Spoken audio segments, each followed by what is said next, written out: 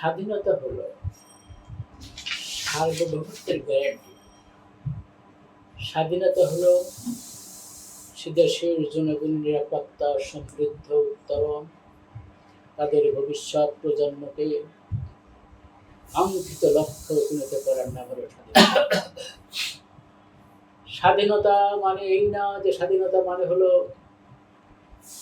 ফিলানির লাশ, স্বাধীনতা মানে সিরাজ শিকদারকে হত্যা করা, স্বাধীনতা মানে এই নয় শহীদ মৌলানা মতিউর রহমান নিজামকে ফাঁসির কাস্টে ঝুলে দেওয়া, মুজাহিদ মীর কাসেম,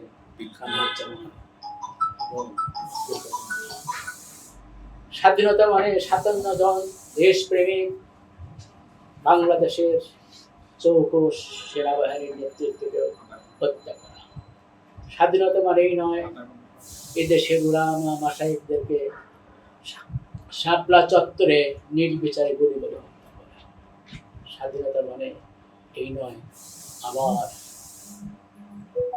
৫৪ বছরের মাথায় এসে আবু সাঈদ মুগ্ধদের জীবন নিয়ে আবার রক্ত দিয়ে আবার নতুন করে ৩৬শে জুলাই আবার স্বাধীনতার অ্যান্টিব্যাকটেরিয়াল অ্যাডিটিভ যুক্ত সেরা ওয়াটার ট্যাঙ্ক বিশুদ্ধ পানিতে ব্যাকটেরিয়া জন্মাতে দেয় না। স্বাধীনতা স্বাধীনতা মানে ব্যবসায়ী নয়। স্বাধীনতা মানে কণ্ঠরোধ করা, ৪টে পত্রিকাকে সমস্ত পত্রিকা বন্ধ করে দেওয়া, এটা স্বাধীনতা নয়। স্বাধীনতা মানে হলো নিজের আত্মীয় স্বজনকে প্রতিষ্ঠিত করা, এটা স্বাধীনতা নয়। স্বাধীনতা হলো জনগণ অধিকার প্রতিষ্ঠিত করা। ২৮ লক্ষ কোটি টাকা যে সরকার বিদেশে পাচার করে, সেই সরকার নিজের স্বাধীনতা নিজেই খর্ব করছে। কারণ সেই সরকার এদেশের মানুষের সরকার ছিল না, সে ছিল একটা দাসত্ব আধিপত্যবাদী শক্তির প্রেরণা ছাড়া কিছু ছিল না। কাজেই এই সরকারকে আর জীবনেও কখনো বাংলাদেশের রাজনীতি করতে দেওয়া হবে না। মনে রাখতে হবে এরা জাতীয় শত্রু, জাতীয় বেঈমান, দেশের শত্রু এবং জনগণের শত্রু, ইসলামের শত্রু। ইসলাম হচ্ছে মানুষের স্বাভাবিকতা বিকাশ করে, আপনার মধ্যে অপ্রকাশিত সত্যগুলোকে বিকশিত করে। মা যেমন তার সন্তানকে লালিত করে, আগামী প্রজন্ম থেকে প্রজন্ম তার দেশের সন্তানকে কিভাবে বেড়ে উঠতে হবে তার নিরাপত্তা এবং সমৃদ্ধি কামনা করে, একটা দেশের স্বাধীনতা তাই করে। আমাদের আজকে একটা স্বাধীন শিল্প কারখানা আমাদের না হয়, সবগুলো ধ্বংস করে দেওয়া হয়েছে, ব্যাংকগুলো লুট করা হয়েছে। এখানে ইসলামের বিকাশ হবে পরিকল্পিতভাবে এটাকে ধ্বংস করে দেওয়া হয়েছে। আমাদের একটা ব্যাংক ছিল, সে ব্যাংকে লুটপাট করা হয়েছে। এটা স্বাধীনতা হতে পারে না। স্বাধীনতা তাকেই বলবো যে আগামী দিনের রোড ম্যাপ করতে হবে, বাংলাদেশের মানুষ কোন জায়গায় তারা উপনীত হবে, আমাদের সংসদ কেমন করে চলবে। আজকে সংস্কারের কথা বলা হচ্ছে, একটা দল তা চায় না সংস্কার হোক, কারণ এই সংস্কারে তাদেরও অস্তিত্ব বিলীনের পথে তারা দেখতে পাচ্ছে। এই জন্য আমাদেরকে সংস্কার করতে হবে, নিজের ভোট নিজে দিতে পারবো, এই জন্য আগে স্থানীয় নির্বাচন করতে হবে।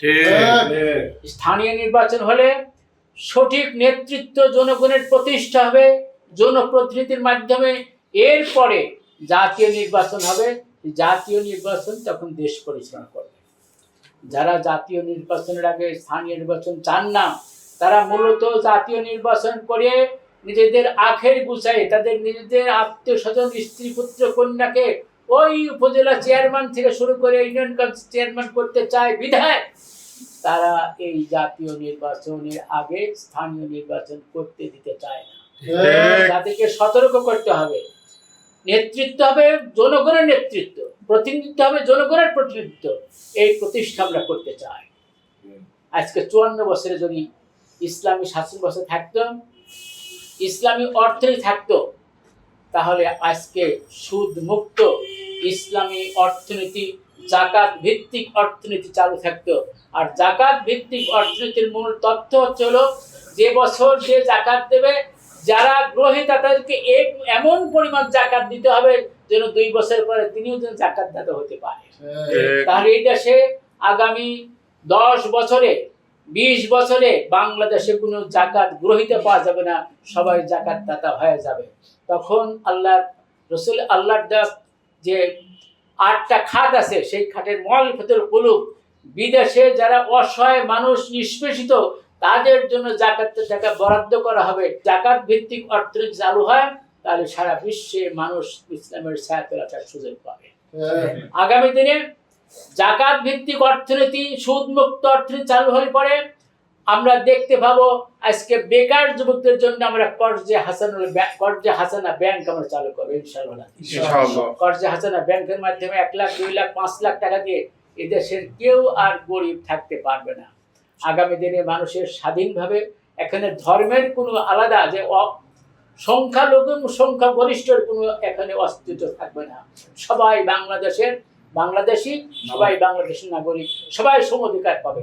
আল্লাহ সুবহানাহু ওয়া তাআলা আগামী দিনে সংসদে ইসলামী আইন প্রবর্তনের জন্য আমাদেরকে আগামী 300 আসনে নির্বাচনের যে সিদ্ধান্ত গ্রহণ করা হয়েছে, সকল মানুষকে সাথে নিয়ে আমাদের নির্বাচনী বিজয় লাভ করে বাংলাদেশে একটি রাষ্ট্র ব্যবস্থা, মানবিক এবং কল্যাণ রাষ্ট্র প্রতিষ্ঠা করার জন্য প্রত্যয় দীপ্তে আমাদের যে চলার পথ শুরু হয়েছে, এটাকে আমরা বিজয়ের আসনে সমাসীন করতে চাই। আল্লাহ আমাদেরকে সাহায্য করুন। আপনারা আজকে আমাদের প্রোগ্রামে উপস্থিত হয়ে আমাদের আন্দোলনকে গতিশীল করার জন্য, মানুষের কাছে কথাগুলিকে পৌঁছানোর জন্য সমবেত হয়েছেন। সবাইকে ধন্যবাদ জানিয়ে আমার কথা এখানে শেষ করছি। সুবহানাকা আল্লাহুম্মা বিহামদিকা আশহাদু আল্লা ইলাহা ইল্লা আনতা আস্তাগফিরুকা ওয়া আতুবু ইলাইকা। আসসালামু আলাইকুম ওয়া রাহমাতুল্লাহি ওয়া বারাকাতুহু।